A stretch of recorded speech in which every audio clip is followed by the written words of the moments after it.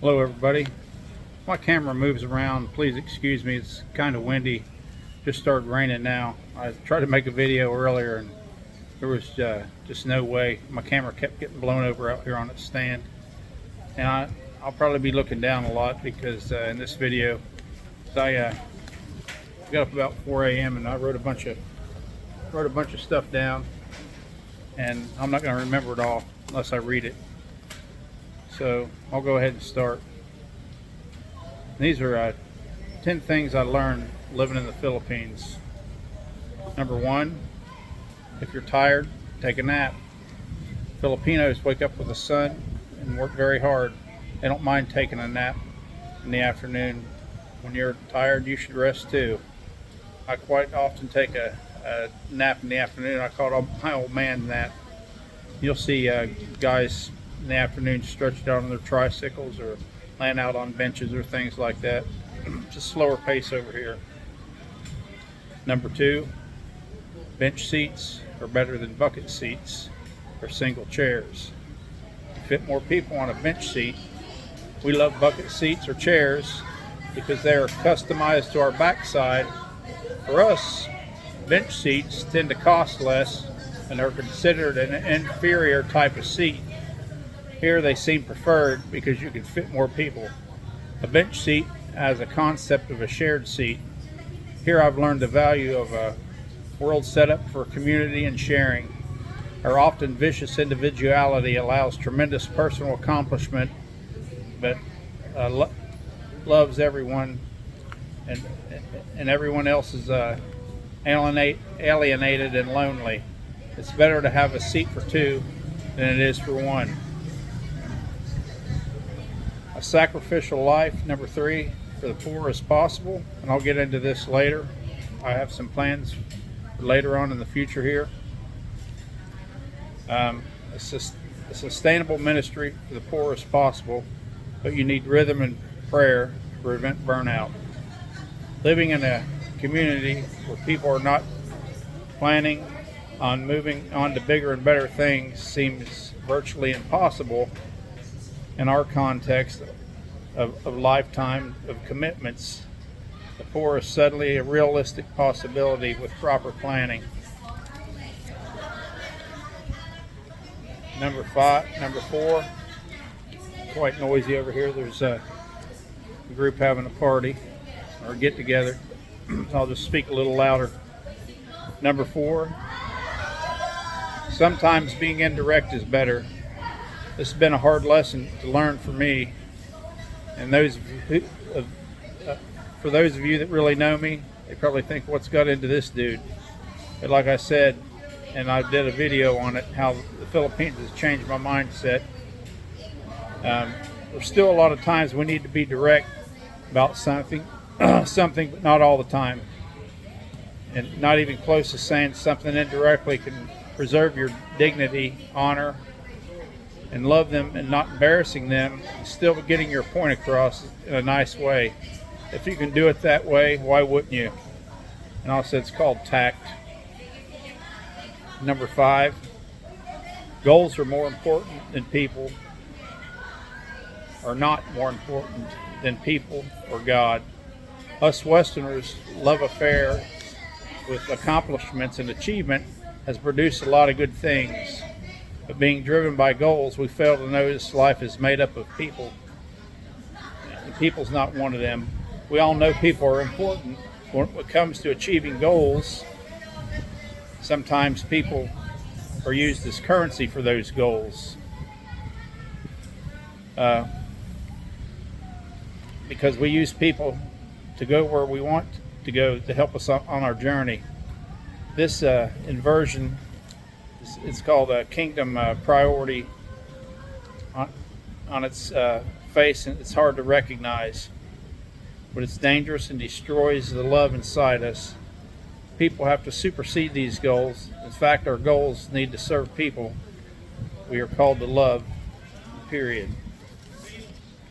Now this one may be controversial to some, and it would have been to me before I came over here.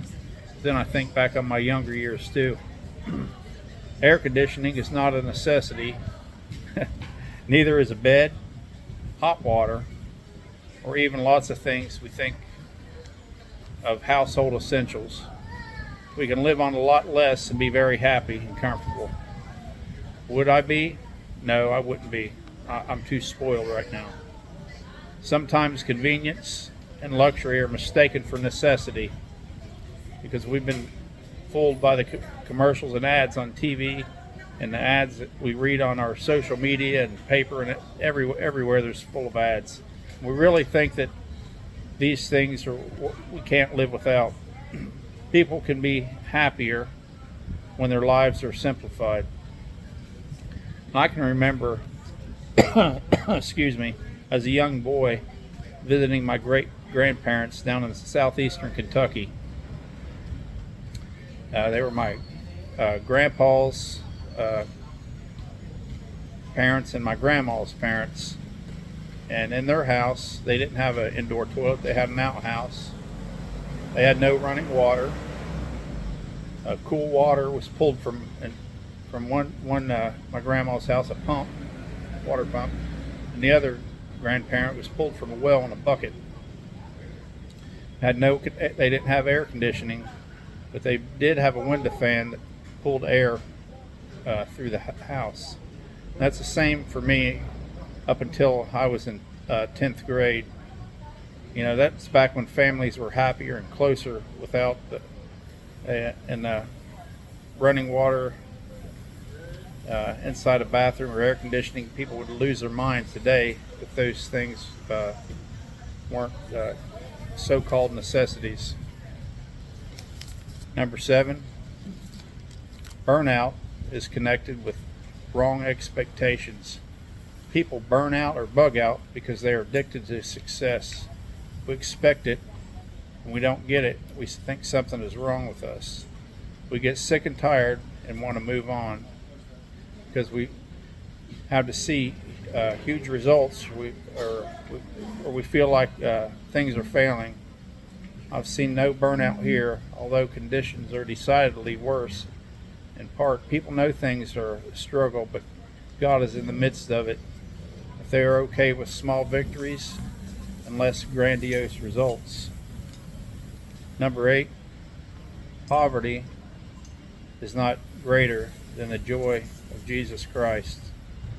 When I look at the conditions that some people live in here, I wonder how it is that they are not living in constant despair. Ironically, they seem more psychologically healthy than we are. Poverty strangles hope for people, but they know Jesus. Poverty, in that regard, is defeated by joy that Jesus offers. Poverty is a powerful evil, but is no match for the presence and friendship and the love of Jesus Christ. Number 9, details change, but God is the same and so am I. We put so much emphasis on circumstances. We tend to believe circumstances are part of our lives that are hard or nice or need to change, when in the end, circumstances have little else to believe in who we are. I'm a content person. I will be happy with steak or rice. If I'm a discontent person, even the steak will not be right. If we are stretched out on the gallows or living in luxury, we have access to joy and complaints. We will tend to pick the one or the other, and that shows us who we are or what is happening to us. Whenever God places us, He gives us access to real joy, where while we are there, and no matter what goes right for us, we can still find fault in it and wish it were different. I realized that I did not stop trying to change things that don't change me. I cannot make the lines I wait and go any faster, but I can enjoy the slowing down of life that the lines afford me. Number 10, sometimes the most spiritual thing a person can do is cry. Living close to poor people and getting to know them and helping people out does not change the tragedy of poverty. Sometimes I go to bed thinking I'll get a good night's sleep because of what I've given that day, mainly to children. When you lay there and realize that you only help for a moment or a day or so, and you realize you don't have the resources to have reach your limits, all we can do is feel the pain with those who suffer and let our hearts remind us that we need Jesus. Sometimes the only thing to do is cry. Like I said earlier, as I live here for a while and as I get established more, I have more plans to help people. I plan on planting a community garden and showing people how to can food, save food. They can even can fish, can meat. That's the extent of this video. Hope you enjoyed it. If you're a first-time watcher or you've watched a few and you haven't subscribed, please subscribe and hit the like button. Until next time, be safe, and mahau ko kayo.